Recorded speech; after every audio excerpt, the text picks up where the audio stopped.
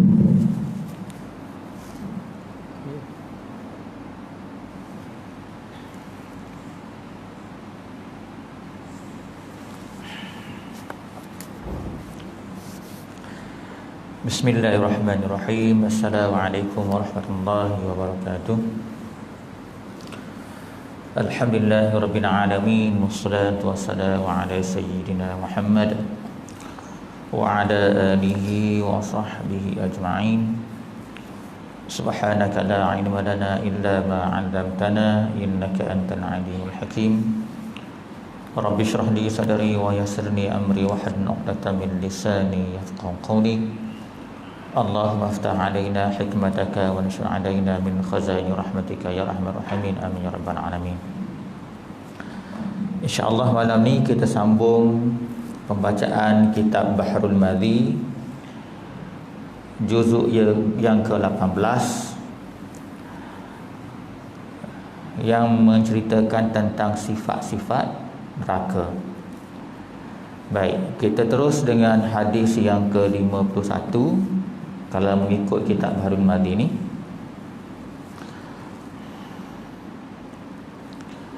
An Abi Hurairah an-Nabi sallallahu alaihi wasallam qala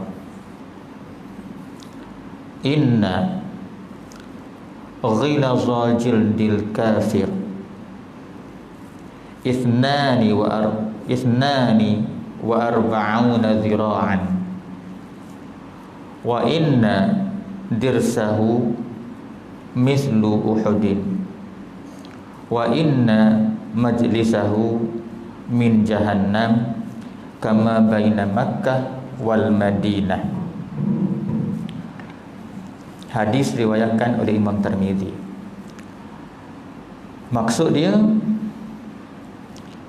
inna sesungguhnya ghilaza jildi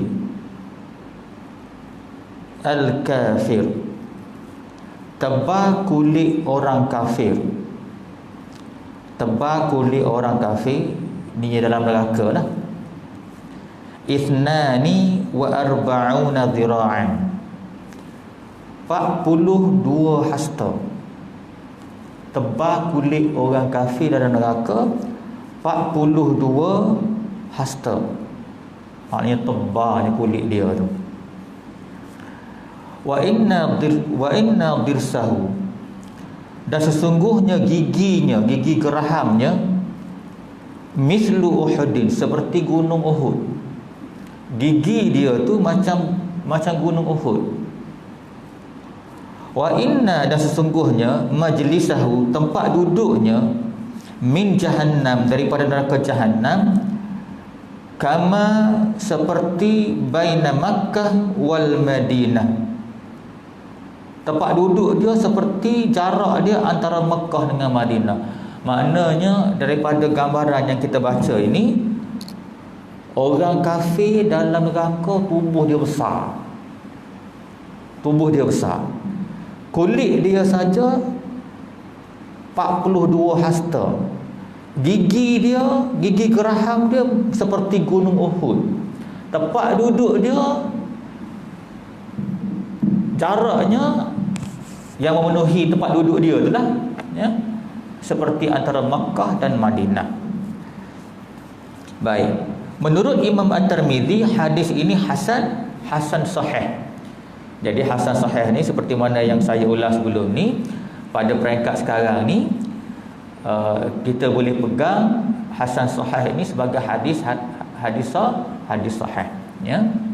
Baik, nanti pada satu masa yang akan datang, kalau ada terluang, kalau misal kata tuan-tuan tak pernah mengikuti kuliah asas ilmu hadis, mungkin saya ambil satu kuliah, kita tengok perkara-perkara penting dalam ilmu hadis. Jadi bila saya baca bersebut istilah-istilah tertentu, jadi tuan-tuan akan faham. Jadi buat masa sekarang ni, sebelum kita ada kuliah asas ilmu hadis atau ringkasan ilmu hadis, tuan-tuan boleh pegang hasan sahih ni sebagai hadis sahih. Bahkan kalau nak banding dengan hadis sahih yang perawinya ahad. Maknanya satu periwayat hasan sahih ni lebih tinggi pada tu. Sebab mengikut suatu pandangan, hasan sahih ni dia ada dua riwayat, dua jalan. Satu riwayat tu hasan, satu riwayat tu sahih, campur dua hasan sahih. Jadi dua riwayat. Jadi kalau nak banding dengan hadis sahih biasa, yang satu saja riwayat, dia lebih lah, dia lebih. Jadi hadis yang kita baca tu kuat tadi sebenarnya, cerita ni. Hadis ni kuat. Cuba kita lihat huraian daripada Syekh Muhammad Idris Abdul Rauf Al-Marbawi tentang hadis tadi. Kata Syekh Muhammad Idris Abdul Rauf Al-Marbawi, dia kata orang yang mendiami neraka selama-lamanya dan yang tidak mendiami selama-lamanya bersalah-salahan besar pada tubuhnya. Maknanya orang yang duduk sementara dalam neraka banding dengan orang yang kekal dalam neraka, besar tubuhnya tak sama. Yang disebutkan tadi ni orang yang kekal dalam neraka, tubuh dia cukup besar. Apa lagi yang diulas oleh Syekh Muhammad Idris kita ni? Dia kata bila kita baca hadis Nabi tadi yang menyebut tentang tebal kulit orang kafir ni 42 hasta, bermaksudnya tubuh dia besar. Tubuh dia besar. Jadi bila tubuh dia besar, adatnya bila besar tubuh seseorang itu, kata Syekh Al-Marbawi, nescaya banyaklah tempat yang akan kena penyakit. Jadi maknanya kata Syekh kita ni, hadis tadi bila Rasulullah kata manusia dalam orang kafir dalam neraka ni besar, lagi besar tubuh dia, lagi banyaklah permukaan tubuh dia, kulit dia yang akan kena penyakit gitu. Jadi maknanya penyakit yang jenis kecil pun dia kena, penyakit yang jenis besar pun dia kena, semua bentuk penyakit akan kena dia. Lagi besar permukaan kulit dia, lagi teruk dia sakit. Yang pastinya macam mana sakit pun dia rasa tidak ada lagi mati. Itu hadis yang ke-52. Sekarang kita baca hadis seterusnya. Maaf, tadi hadis 51. Hadis 51. Sekarang kita baca hadis seterusnya, iaitu hadis yang ke-52.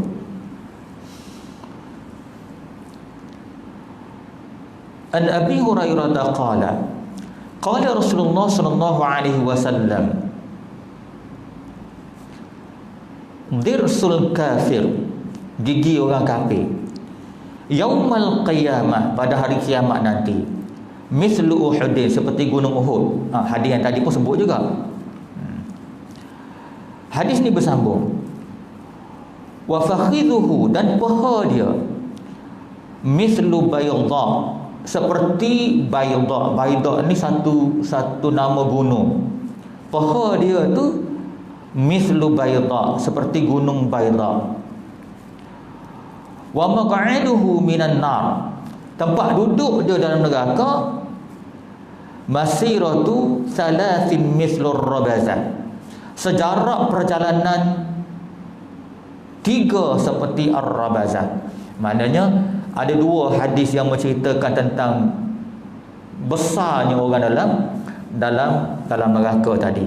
Okey, kalau hadis ini dia kata yang pertama, gigi orang kafir, dalam gigi orang kafir ni seperti gunung Uhud, samalah dengan yang tadi.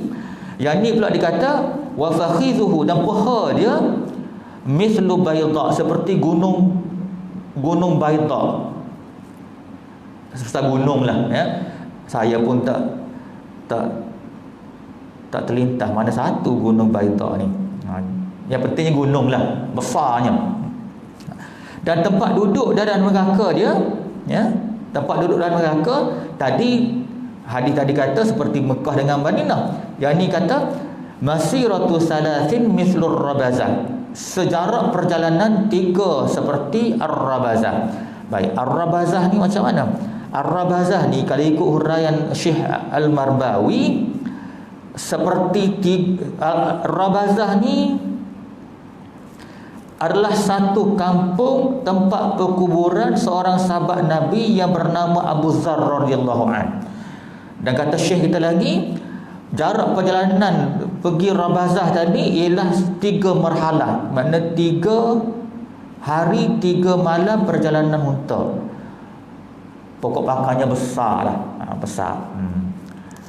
Besar lah orang dalam neraka tadi. Jadi seperti mana kita sebut tadi, kata Syekh Al-Marbawi, lagi besar tubuh seseorang tu, lagi banyak dah permukaan kulit dia. Lagi banyak permukaan kulit dia, mana lagi banyak dah seksa sakit yang dia akan rasai. Hadis yang seterusnya. Maaf, tadi itu hadis hasan. Yang mula-mula tu hasan sahih. Hadis yang kita baca tadi ialah hadis hasan. Mana yang kita baca ni semua hadis yang kuat lah belakangnya. Baik. Seterusnya hadis yang nombor 53.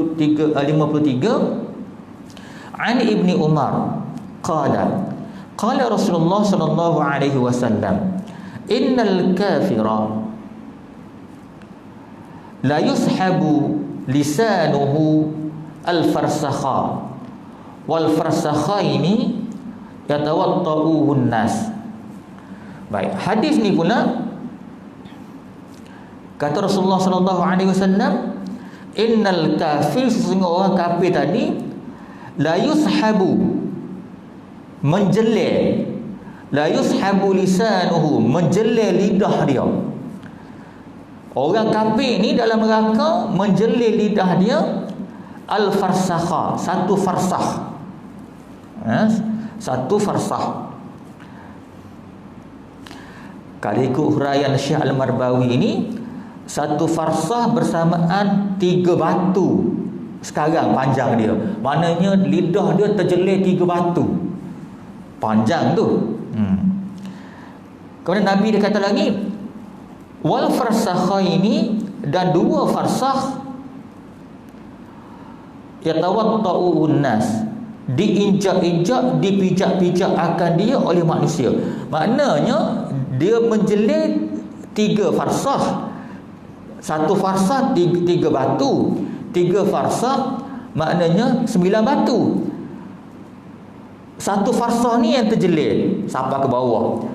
2 farsakh lagi, satu farsakh tu menjelil lidah dia sampai ke kaki, dan panjang dia 3 batu.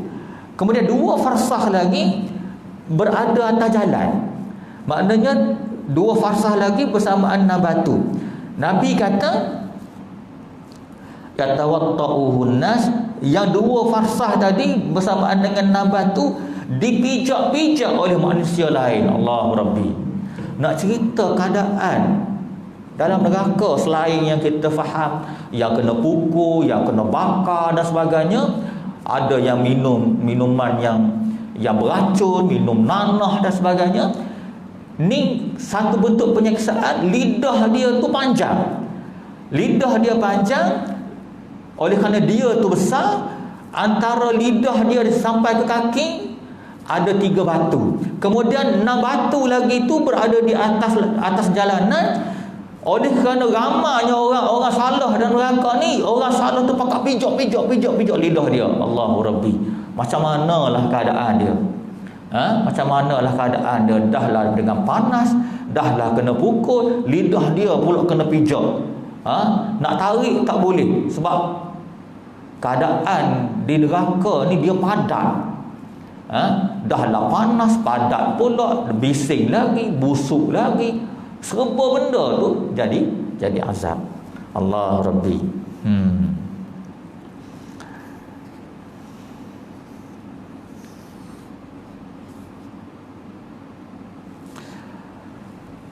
Baik, saya tak sebut tadi, hadis ini dari segi kekuatan dia tu dhaif.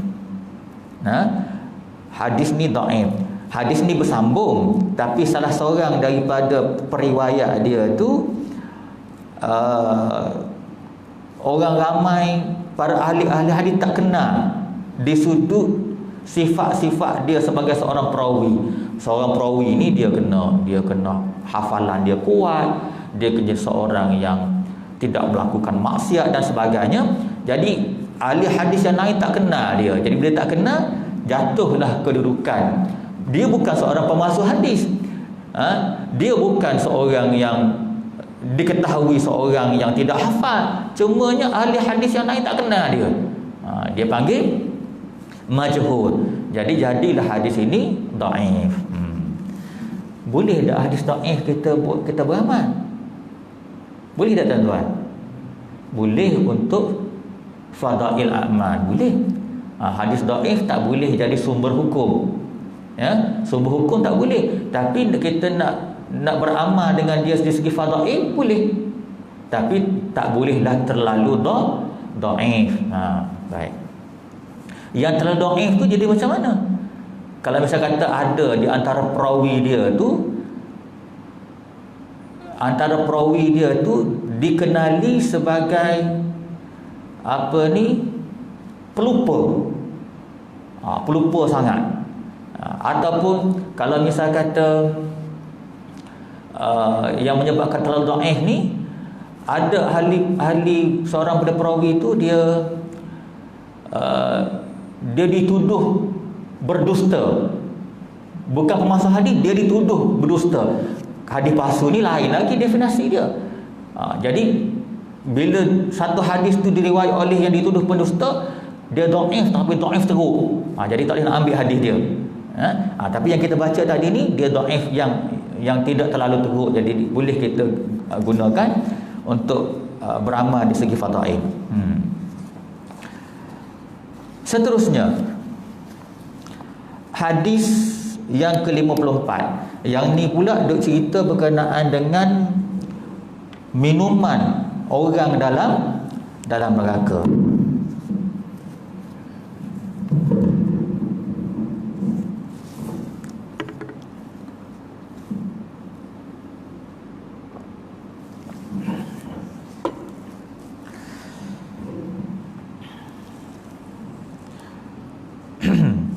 An Abi Sa'id an-Nabi sallallahu alaihi wasallam fi qawlihi kal muhli qala ka'anqari az-zaiti fa idza qarrabahu ila wajhihi saqatat farwahu wajhihi fihi. Hadis ini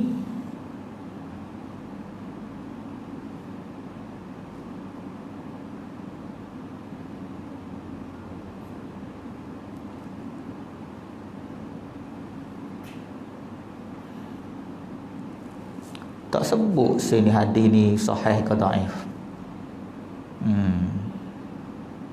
Maaf, ada nota di sini.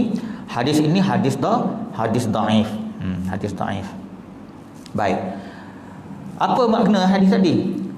Hadis tadi menceritakan tentang satu kalimah yang ada dalam Al-Quran yang berbunyi kal muhli. Ya. Jadi hadis ni nak hurai satu kalimah dalam Al-Quran yang berbunyi kal muhli. Kata Rasulullah sallallahu alaihi wasallam, qala ka'anqariz zaiti. Kal muhli itu sebenarnya ka'anqariz zaiti, kata Rasulullah, seperti hampas minyak. Ni kita cerita ni tentang minuman ahli neraka ni. Kata Rasulullah, ka'anqariz zaiti, seperti hampas minyak. Hampas minyak ni kalau sekarang ni kita faham macam mana tuan-tuan? Kalau kita hampas minyak tar tu lah, yang warna hitam tu kan, yang bau apa ni, busuk sebenarnya minyak hitam ni. Apa ni, minyak tar yang kita buat jalan. Macam itulah keadaan dia. Kata Rasulullah, kal muhli ni sejenis minuman dalam neraka. Kata Rasulullah, ka'anqariz zaiti, seperti hampas minyak. Lepas tu Rasulullah kata lagi, fa idza qarrabahu ila wajhihi, apabila dihampirinya pada wajahnya. Dihampiri makna orang-orang yang pesalah-pesalah lah ni, ahli maksiat, orang-orang kafir. Kata Rasulullah, fa idza qarrabahu ila wajhihi, apabila dihampirkan kepada wajahnya, saqatat, Jatuh farwahu wajhihi fihi, maknanya jatuh kulit mukanya ke dalamnya. Maknanya teruk tak teruknya minuman neraka ni, orang dalam neraka ni dia ada juga rasa lapar dahaga tu. Memang teruk sangatlah lapar dia, memang teruk sangatlah dahaga dia tu sebab keliling api. Jadi bila dia sebut, bila kena dahaga tadi, minta lah airnya. Dia minta air. Bila minta air, petugas neraka bagi satu minuman, nama dia kalmuhli. Bila bagi kalmuhli ni, kata Rasulullah sallallahu alaihi wasallam, belum minum lagi, bila dihampirkan saja dengan muka dia, kata Rasulullah sallallahu alaihi wasallam, saqatat, jatuh farwahu wajhihi fi, jatuh kulit muka dia ke dalamnya, mana ke dalam minuman tadi lah, jatuh. Belum minum lagi, baru hampir jatuh, gugur kulit muka. Allahu Rabbi. Maknanya dah dahaga tu azab, minum pun azab juga. Minum pun azab juga. Baik, cuba kita lihat huraian daripada Syekh Muhammad Idris Al-Marbawi. Tadi kita tengok makna secara sepintas lalu daripada maksud hadis tu. Okey, cuba kita lihat sekarang ni huraian Syekh Muhammad Idris Al-Marbawi. Dia kata isi neraka tu, maknanya penghuni neraka tu lah. Penghuni neraka tu besar azab ke atas mereka. Mana teruk sangat azab. Siapa-siapa masuk neraka memang dia takkan tahan. Teruk sangat azab. Dia kata lagi, tiada apa sesuatu yang datang pada tubuhnya melainkan semua jadi azab. Apa saja yang terkena tubuh dia semua jadi azab. Kata Syekh lagi, sekiranya lapar jadi azab. Jika makan jadi azab. Lapar tu adalah azab. Bila makan jadi azab juga. Serba salah, serba tak kena. Sekiranya dahaga jadi azab. Jika minum jadi azab. Serba tak kena, tuan-tuan. Serba tak kena. Dan minuman semuanya sehabis-habis teruk, sebagaimana diceritakan dalam hadis tadi. Jadi kata Syekh Al-Marbawi, minuman semuanya teruk. Salah satunya kalmuhli tadi lah. Dahlah warna hitam, bau pula busuk macam minyak tar, yang tu jadi minuman. Belum minum lagi dah hancur muka dia. Allahu Rabbi.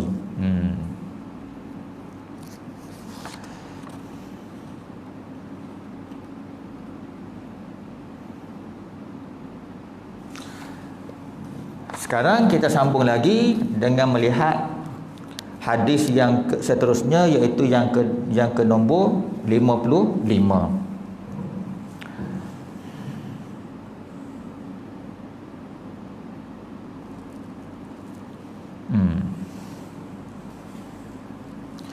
An Abi Hurairah anin Nabi sallallahu alaihi wasallam qala innal hamima la yusabbu ala ru'usihim fayanfuzul hamimu hatta yakhlusa ila jawfi fayaslitu ma fi jawfihi hatta yamruqa min qadamayhi wa huwa as-sahru thumma yu'adu kama kana. Jadi hadis diriwayatkan oleh Abu Hurairah, dan hadis ini kata Imam Tirmizi hasan sahih, hadis kuat. Kata Rasulullah, innal hamim, sesungguhnya air panas. Tadi Nabi cerita pasal kalmuhli. Kalmuhli ni sejenis minuman yang warna dia hitam seperti hampas minyak. Yang ni pula cerita pasal air panas. Cerita pasal air panas. Innal hamim, sesungguhnya air panas, la yusabbu ala ru'usihim, akan dituang dan yusabbu ala ruusihim, akan dituang ke atas kepala mereka. Mana kepala penghuni neraka lah.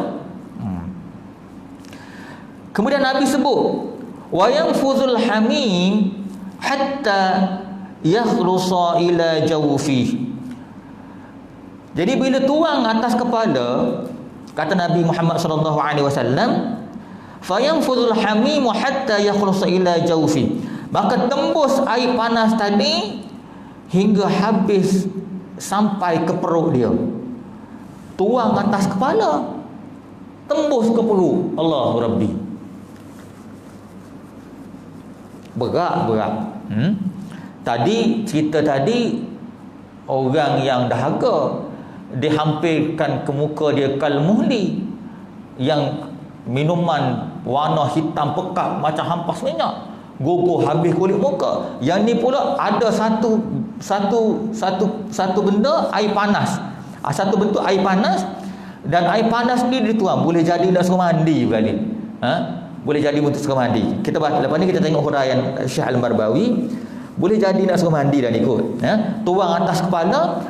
Tapi bila tuang, kalau mandi, dia melalui kulit kita sampai kaki.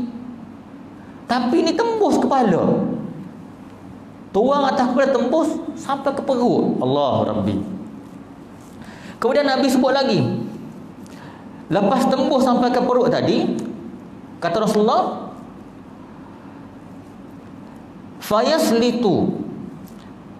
Fayaslitu maksudnya terpotong-potong, hancur. Fayaslitu terpotong-potong ataupun hancur ma fi jawfihi.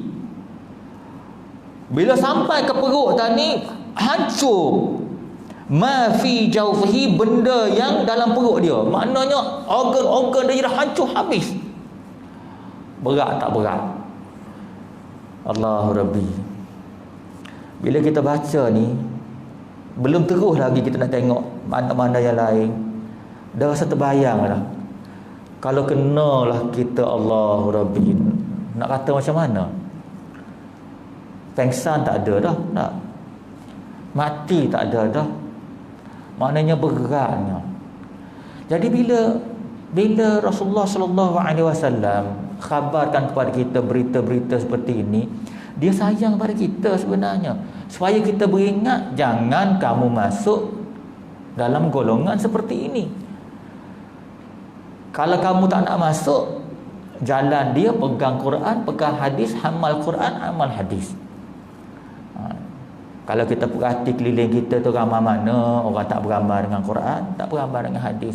Tuan-tuan kena ingat, golongan yang mari surau macam kita ni, dari segi peratusannya kecil sangat je sebenarnya.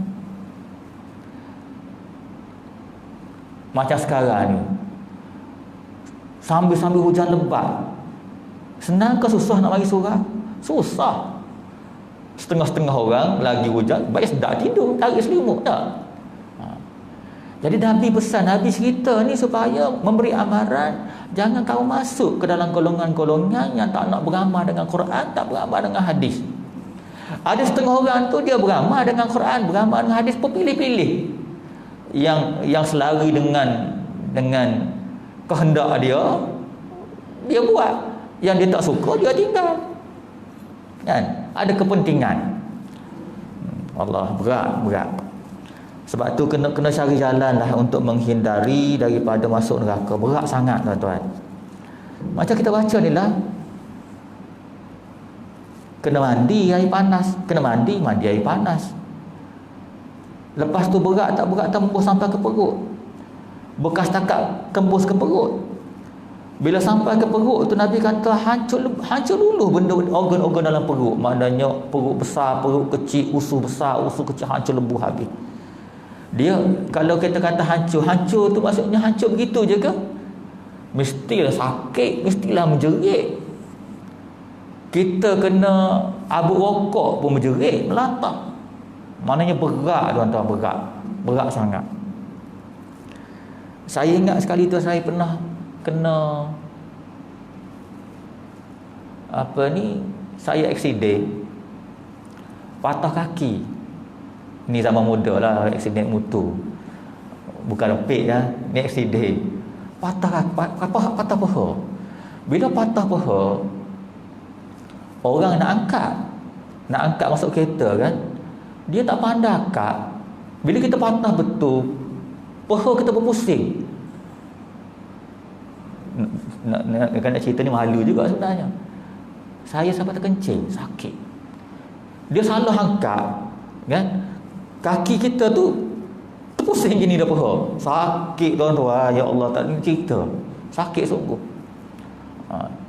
Lepas tu sejuk macam nak pingsan. Sejuk nak pingsan. Tapi ni bukan setakat patah, hancur. Macam mana nak bayar tu? Berapa kali sakit daripada benda yang kita pernah rasa.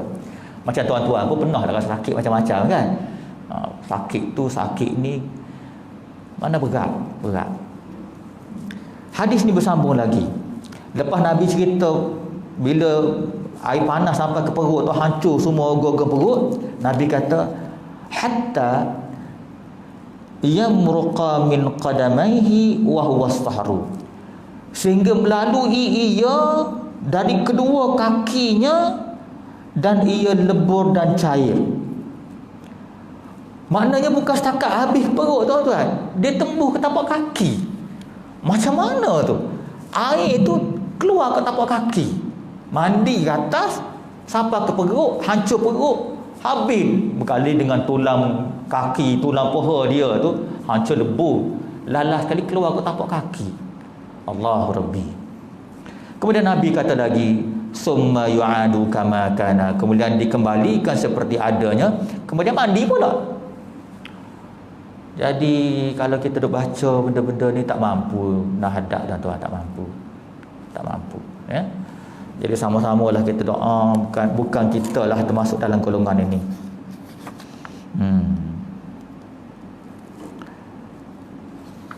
Pukul berapa dah?